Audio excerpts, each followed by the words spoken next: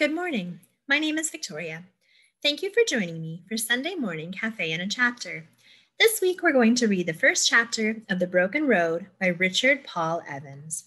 This is the first book in the series. Chapter 1. The well from which we receive grace is only filled by sharing it with others. Charles James's Diary. Sunday, April 24th, 4 years earlier, St. Louis, Missouri. My name is Charles James. I have waged a fierce internal struggle over whether to share my story, the devil on one shoulder saying it would only serve to humiliate me, the angel on the other saying it might help others. If you are reading this, the angel won, though not without a few cuts and bruises. That's not to say you will like me. You won't. Some of you will hate me. I don't blame you. I have spent a fair amount of time hating myself. But I ask that you might extend me just enough grace to hear my story. Not so that I can excuse what I've done. There is no excuse for what I've done. But so you can see how even someone as lost as I was can find himself. Who knows? Maybe it will help you with your struggles. Maybe it will even help you find a little grace for yourself. You might assume that my journey started the day I died into the world, but it started long before that. The day of my death, Tuesday, May 3rd, was just the day the track switched beneath my life. I'll begin my story a week or so before.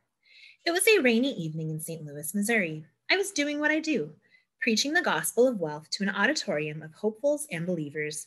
There were about 1,200 people in the audience that night, each attendee bought and paid for through advertising. There was a science to the numbers and a price placed on each attendee, $327 for each butt in a chair. I took a last swig from a can of energy drink as the announcer boomed, "Ladies and gentlemen, the moment you've been waiting for, the man of the hour, the direct descendant of the legendary outlaw Jesse James, the incomparable Charles James." Music blared as I walked out from behind the curtain, both of my hands raised triumphantly in the air. Somewhat appropriately, my theme song was Tears for Fears, Everybody Wants to Rule the World. I walked to the center of the stage as the crowd roared. I snatched the microphone from its stand and just stood there, looking out over the cheering audience for more than a minute, waiting for the applause to settle. When I sensed it was starting to slow, I raised my hand. Thank you. You're very kind. That's enough. Now, calm down. Time's important. We've got things to talk about. Important things. Vital things. When the crowd had hushed, I said, Henry David Thoreau wrote, "The mass of men lead lives of quiet desperation. There is one great truth in life that will determine whether your life is one of success or one of quiet desperation." I stabbed at the air with my index finger. Just one. Do you want to know that truth? I paused for their response. After more than 700 presentations, I already knew how they'd respond. I always did. I saw some heads nodding, then a few brave souls shouted, "Yes," or "Tell us." I looked at the audience in feigned disappointment, tapping the microphone against my chin. "That's not promising," I said, holding the word like a television evangelist. "Do you want to hear that truth? Because I'm not casting pearls before a bunch of swine. Not here, not now, not ever. In fact, will all swine please leave the hall right now?" Not surprisingly, no one stood. Someone in the crowd shouted, "Sweet!" Everyone laughed. Perfect. I looked the crowd over until they again quieted. Then, speaking in a softer voice than before, again asked, "Do you want to hear the one great truth?" "Yes," came the resounding response. "Tell us." I took a deep breath, feigning disappointment. "If that's all the passion you can muster for the one great truth of life, you might as well leave right now. In fact, you might as well just die right now because your life is going nowhere." I looked at them for another 30 seconds for effect, creating a strained atmosphere in the room. Then I said, "All right, let's do this one more time. Last chance. I want to hear winners, not whiners. Do you want to know the one great truth? Yes or no?" The chorus was deafening. Yes. "All right then," I said, lowering my hand.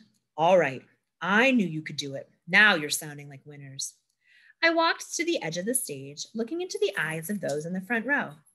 "This is it. Listen very carefully. I knelt down on one knee and softened my voice. This is the one great truth. The room fell dead quiet. You could hear a credit card drop. In life, you are either the butcher or the sheep. There is no in between. I waited a moment and then stood.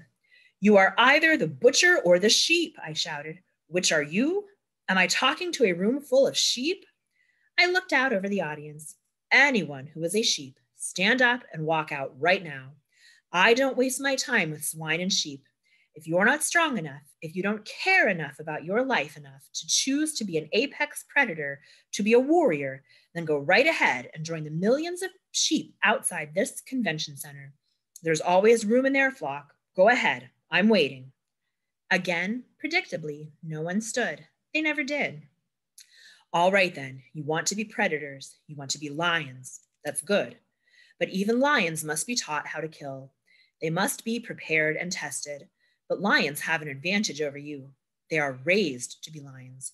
You, on the other hand, were raised by society to be sheep, to be timid and weak. Not your fault. Society fears lions. A world of lions is impossible to control, impossible to slaughter, while a world of sheep is easy to lead, easy to butcher. Many of you came here today as sheep. The good news, if you have the courage to choose to win, is that you will leave as lions. What I'm talking about is change, deep personal change. I pounded my abs, core change, and change is coming whether you like it or not. Sometimes you can feel it the way old people can feel changing weather in their joints. Change is always coming. Nothing is more unchanging than change, just as nothing is more certain than uncertainty. I looked out over the audience, their faces barely visible in the dark, as the hall's spotlights were all on me. Look around you. The wave is coming. Not just any wave, but a tsunami. Will you ride it, or will it rush over you, drown you? It was the perfect segue into my near-death story. Every presenter I knew had a good brush with death experience, even if they had to make one up. I didn't. I just embellished it. 9 months earlier, my now ex-girlfriend and I had spent the day at Flamin's Beach in St. Barth's, an immaculate white sand beach where beautiful people sunned beneath skies as clear as the turquoise water, while white-clad beach servants ran from chair to chair, taking drink orders. I had swum and body surfed for several hours and was just about to head into shore when I saw a large wave coming. I swam into it, catching the crest. I soon discovered that I hadn't caught the wave, rather it had caught me. I felt myself tumbling through the water like a sock in a dryer. My tumbling came to an abrupt stop as I hit ground. There was a loud snap, I told the crowd, as sharp as a breaking tree branch. My first thought was that I had broken my neck. It's remarkable how quickly your thoughts run in crisis. This is how you die, I thought, right here, right now, underwater, unseen. I imagined my lifeless body washing up on shore. I was angry. Death wasn't on my to-do list when I got up that morning. It never is. But I was still alive, and I knew I had a chance. I knew I was broken, but I still had a choice. I could give up or I could live.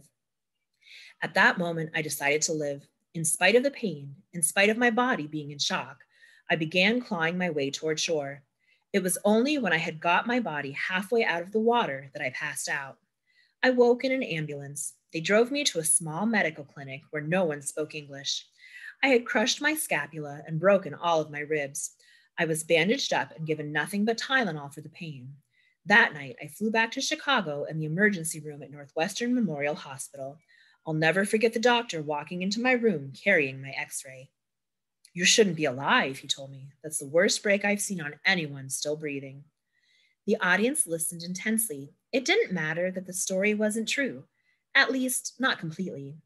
I had been body surfing in St. Barth's when I broke my arm, but that was it. The truth didn't matter, just a story. You're either living or you're dying, I said softly. So what is it? The financial waves of life are drowning you. Every time you think you might get ahead, they pound you down again and again. Will you live or will you die? That's a question only you can answer right now. I took a deep breath and said, for the survivors in this room, for those who choose to be warriors and apex predators, for those who choose to live, I'm going to teach you how to ride those waves. I'm not just talking about treading water. I'm talking about surfing those babies onto white sand beaches. I'm going to teach you how to make money in your sleep. Who is with me? Where are my lions? The crowd roared. A half hour later, people lined up with their credit cards, checkbooks, and hope. And that is the end of the first chapter of The Broken Road by Richard Paul Evans. As I said before, this is the first book in the series, and they are all available to borrow through the library system. The Broken Road itself is available to borrow as a print book, book on CD, ebook, and e-audiobook. If you have any questions or need any assistance requesting materials, please call the North Versailles Library at 412-823-2222 or email us at nversailles@einetwork.net. Thank you for joining me and have a great day.